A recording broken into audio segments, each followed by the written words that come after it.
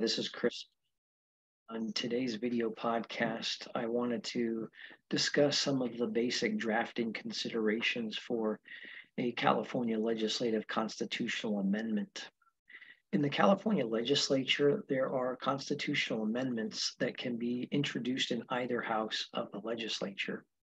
A proposed constitutional amendment, originating from the Assembly or the Senate, requires a 2/3 vote in both houses of the California legislature in order to be placed on the statewide ballot.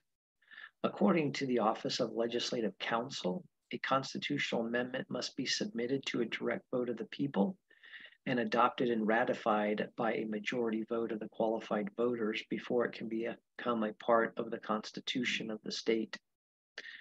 In addition, Legislative Counsel explains that prior to being voted upon by the people of the state, the legislature may amend or withdraw a proposal. Although all proposed constitutional amendments are usually submitted to the people at the direct primary or general election, a special election may be called by the governor to be held throughout the state of California for the adoption or rejection of a constitutional amendment, as well as some other measures. An initial question to answer is whether the constitutional amendment will amend, add, and/or repeal provisions of the Constitution. If the proposed constitutional amendment will amend or repeal existing provisions of the state constitution, then obviously the bill drafter readily knows where to start drafting that constitutional amendment. On the other hand, if the proposal is to add new provisions to the state constitution, you have to look to determine whether there's an existing article in which you add those provisions, or does a new article actually need to be proposed to be added?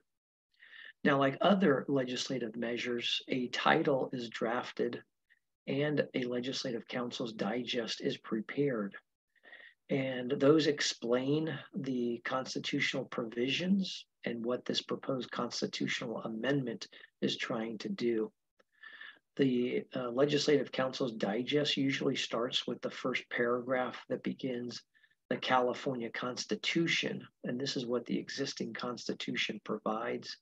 And then the second paragraph usually begins with "this measure would," and explains in objective terms what the proposed constitutional amendment would do. A constitutional amendment proposed by the legislature does contain a digest key or keys, just like a bill does. The 4 keys are vote, appropriation, fiscal committee, and local program. The vote key is obviously not majority, but 2/3, because as we know, each constitutional amendment proposed by the legislature to the people requires a 2/3 affirmative vote by both the Assembly and the Senate. The remaining keys are whether the measure appropriates any funding, in which case it would be keyed yes, whether the measure is to be re-referred to the fiscal committee pursuant to Joint Rule 10.5, in which case it would be keyed yes after fiscal committee, and then whether this proposed constitutional amendment actually creates a state mandated local program, in which case the local program key would be keyed yes. Thereafter, the resolve clause is provided, which is then followed by the actual text of the constitutional amendment. The first clause, based upon, for example, a measure introduced in the last 2-year session, 1920, says, resolved by the Senate, so it's a Senate constitutional amendment, SCA, resolved by the Senate, the Assembly concurring, that the legislature of the state of California, at its 2019-20 regular session, commencing on the 3rd day of December 2018, 2/3 of the membership of each House concurring, hereby proposes to the people of the state of California that the Constitution of the state be amended as follows. Now, this language that I just quoted you is from a Senate constitutional amendment, which is why the resolve clause begins by listing the Senate. As you would expect for an ACA, an Assembly Constitutional Amendment, That clause will instead begin with resolved by the Assembly, the Senate concurring.